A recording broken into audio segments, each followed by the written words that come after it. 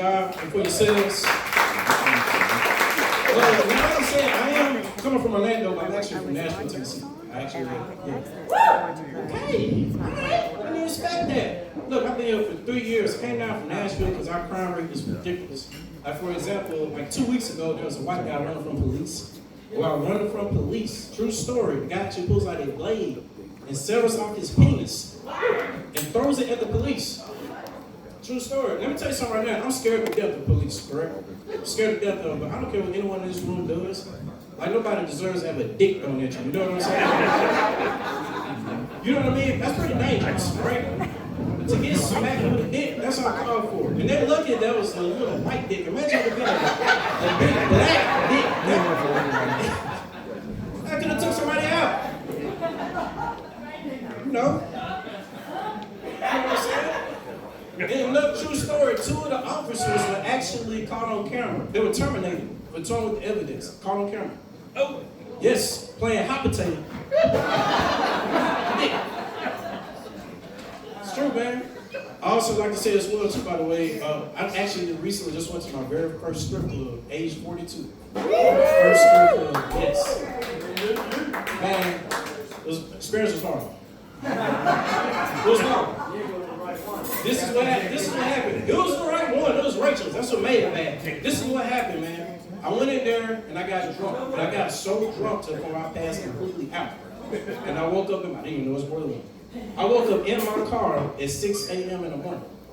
Yes, terrified. You know what I'm saying? Let me tell you right now, one of my greatest fears is passing out, right? Right? And because, of course, you know, I don't want to be raped. Let me just keep it real. That's not my greatest fear. My greatest fear is being raped. Let me just say it, right? No lie. Like, when I woke up, the first thing I did is I reached back and started patting my butthole just to make sure. Because I ain't trying to get stretched out for nobody. You know what I'm saying? I'm just keeping it real. Right? Matter of fact, let me tell you my real fear. It ain't just being raped. My greatest fear is like putting up a fight and I can't do anything about it. And I get raped anyway. You know what I'm saying? Right, like, say for instance, I just happened to meet, I don't know, like UFC champion John Jones. We become best friends. He just looks at me like, you know what? I think I want your butt. There's just nothing I can do. You know what I'm saying? Because I know, like, I'm short with light eyes. I look regular, right? I just scream right. You know what I mean? But it was irresponsible, man. That was very irresponsible of me to put myself in that predicament. I got children at home. I went home to my kids. I bust in the house 7 o'clock in the morning, snapping on my son. Why the hell you not at the bus stop? It's 7 o'clock in the morning. Get on the bus stop. Son's like, because I'm 22 years old. Like, Dad, what sense that make me jump on that bus stop? Like, oh, who the hell just drop off at work? 10-year-old texting me, how do I clock in? How do I clock in? Hey, let me tell you right now, man, that man is so grounded. My 10-year-old is suspended from school for sending an inappropriate text message. I want to tell y'all what he sent so bad, I just, Yeah, the message had to do with him preparing his meat to something. You know what I'm saying? Wow, 10 years old. I was like, yeah, blew my mind. So I grounded. Now listen, man, I think one person had kids. Grounding these days, it don't work like it did back in the day. Right? Back in the day, we take away TV, we take away, phone, simple stuff, and that was effective. Right? Taking away, all internet access on the kid these days? Man, that's like taking crack from a crackhead. A man can't sleep, waking up in a cold sweat. You know what I mean?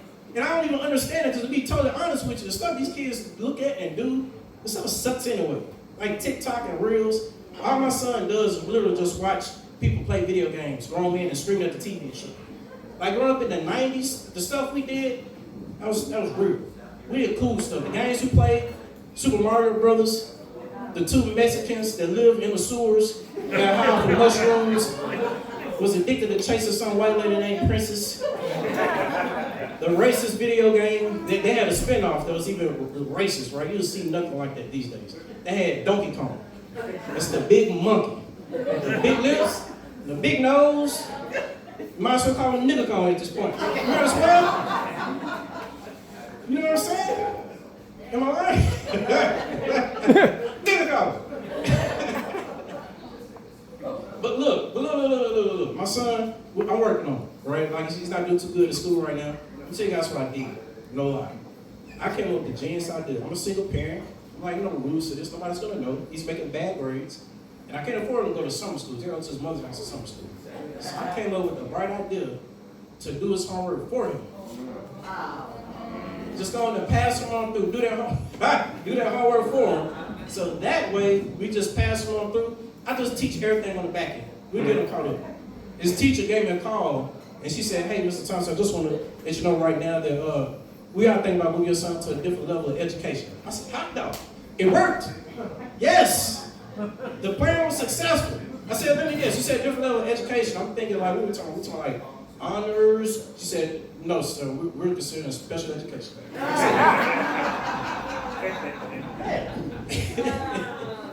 didn't know what to say. You know what I'm saying? My mind was blown. Mine was blown. And then my daughter, listen, I do want to actually my son. I'm so sorry. Like I said, my oldest son as well. He's 22 years old. He never has been to my comedy show because he has a speech impediment. He stutters really bad. His friend will make fun of his stutter. That broke my heart. I said that. He said, Dad, I wish you the best. Just go out there, please. Just avoid talking about my stutter. You know how I feel about that. I said, I won't be able to make you promises.